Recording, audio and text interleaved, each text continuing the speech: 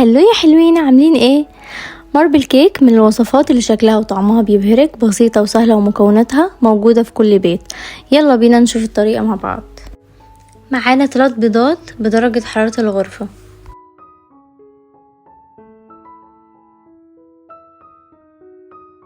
وهنضربهم لحد ما اللون يفتح. اول ما البيض يبقى معانا بالشكل ده هننزل بكوباية سكر ومعلقة صغيرة من الفانيليا السايلة، وهنضربهم لحد ما السكر ما يختفي تماما.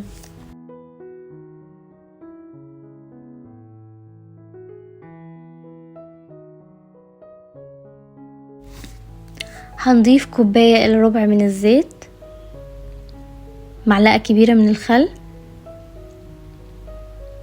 كوباية لبن 250 جرام،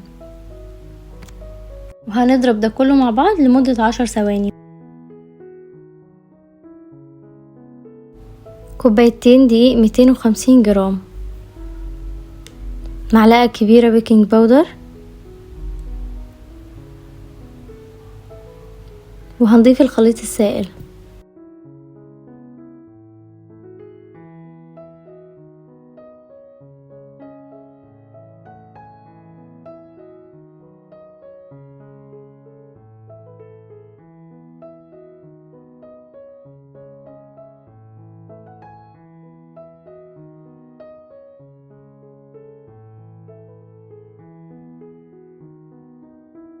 هنضرب ده كله بالمضرب لحد ما الدقيق ما يختفي تماما.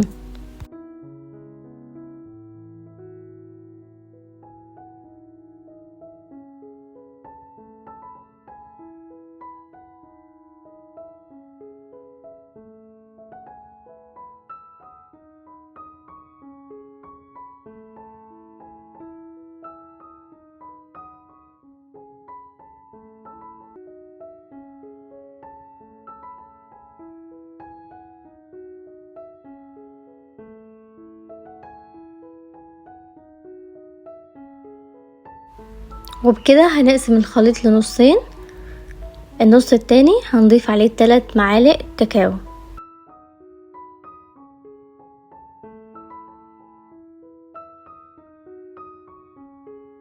وهنضرب بالمضرب لحد ما اللون كله يكون واحد.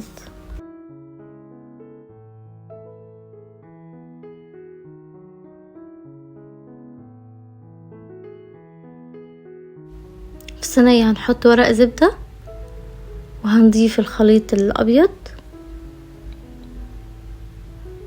وبعد كده خليط الشوكولاتة، وهكذا لحد ما نخلص كل الكمية.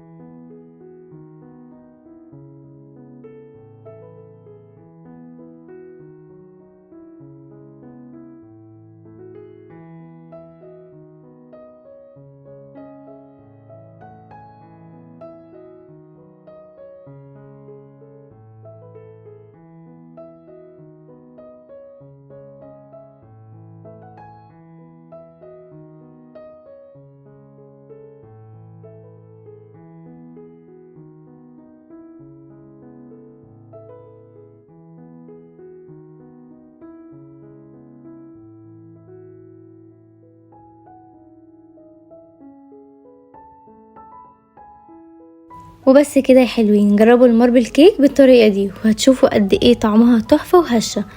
لو جربتوها شاركوني رأيكم في التعليقات، وما تنسوش تعملوا لايك واشتراك في القناة عشان يوصلكم كل جديد. باي باي يا حلوين.